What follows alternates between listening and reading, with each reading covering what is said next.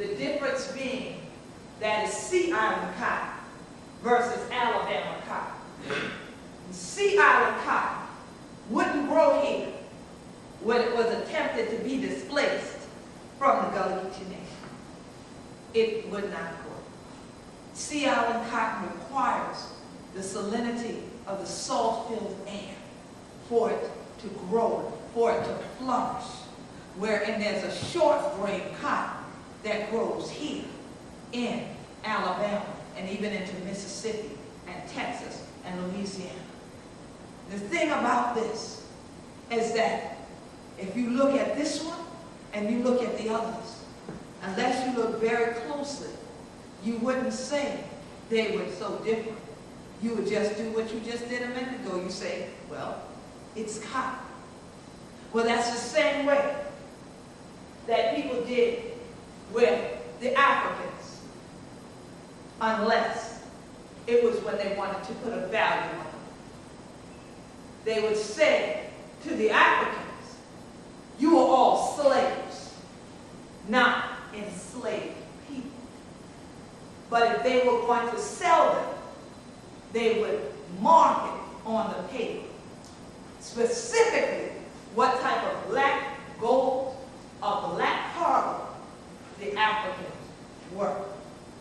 They would make it very clear that they were Igbo, or they were Angola, or they were Gullah, or they were Geechee, because there was a different value that would be obtained on the market based on which type of African person was being enslaved and sold. And Golands brought the highest price initially because of their ability to work in metal. Later on, there was a ban on the importation of Angolans because they worked in metals not only to create farm or agricultural implements, but they very soon began making weapons as well. So around the world, people wanted that which the black gold, the black cargo had the ability to produce.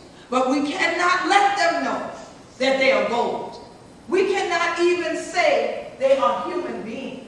In fact, if we call them slaves, they'll remain in their place. And that has become a dynamic of a constructed ideology that is antithetical to the collective consciousness of those who came together to create what is now the Gullah Geechee culture. Because for us, when a statement is made about our place, we need to figure out what is meant by that statement. Because we were originally placed in the motherland and disrupted and moved and essentially replanted in the soil of North America. And as I said earlier, our elders would say, "That mean for evil, but God mean for good." When we were placed on the islands and told that we were not of any value other than when we are auctioned, we never accepted that. We never believed that. If we did, there wouldn't have been any uprisings. There wouldn't be people still to this moment in time being in place on the island. The crack and keep like that, so with a false no said we did it. Much of what people now have come to study about our region evolved from what was birthed in the belly of the beast that you call an enslavement vessel, in which many of our ancestors died. But those who had the strength and the wherewithal to survive the journey across the Middle Passage that we now call the Atlantic Ocean were then many taken off on an island called Sullivan's Island, which is in today's Charleston County, South Carolina, in the Gullah Geechee Nation. 40% of all African people enslaved in North America came through Sullivan's Island and then were dispersed or displaced to other lands.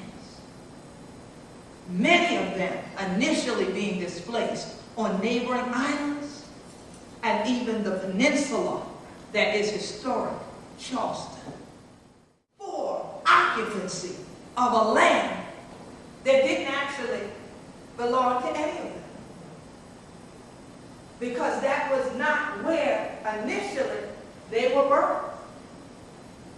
But they felt it was their right to travel to other places and to move in and stake a claim for those lands and the names of their kings, their queens, and renamed places for their princesses. But they never stopped to talk to those who already had been living there, had been birthed there, had grown there, had created their own communities there. Why didn't they speak to them? Because they didn't see them as having value.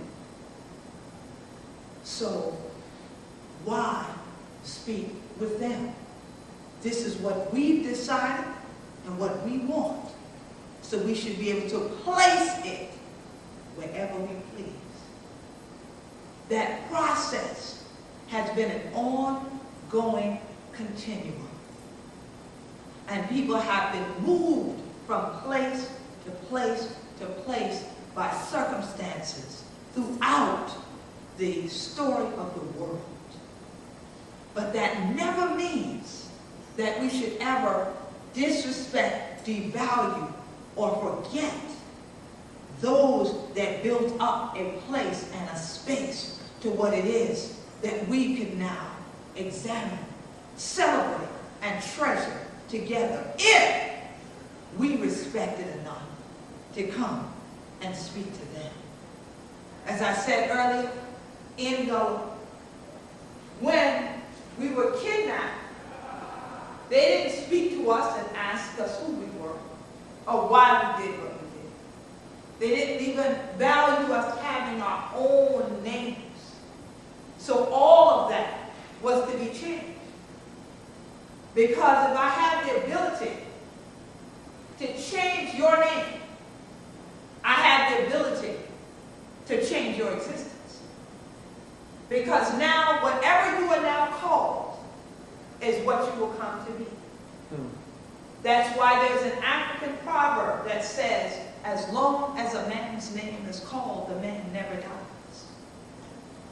Well, that is why if the word slave is continually used, we still have people that are slaves unto today. It has not died because it is repeatedly spoken back into existence. And its manifestation is that of someone else feeling that if there is to be a slave, then there also needs to be a slave master. So again, constructed concepts versus collective consciousness. Because if the collective consciousness says, oh no, but I ain't a slave deal, God make me like a nation. He ain't say one of the deal for me.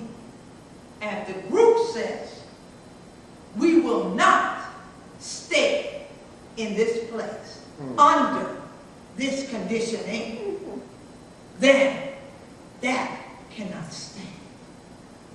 And so over the years of even chattel and slave, numerous Gullah Geechees came together and had uprisings.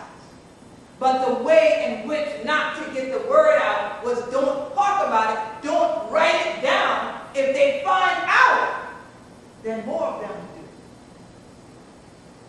do. If you speak it too much, it will come to be. People will actually be free.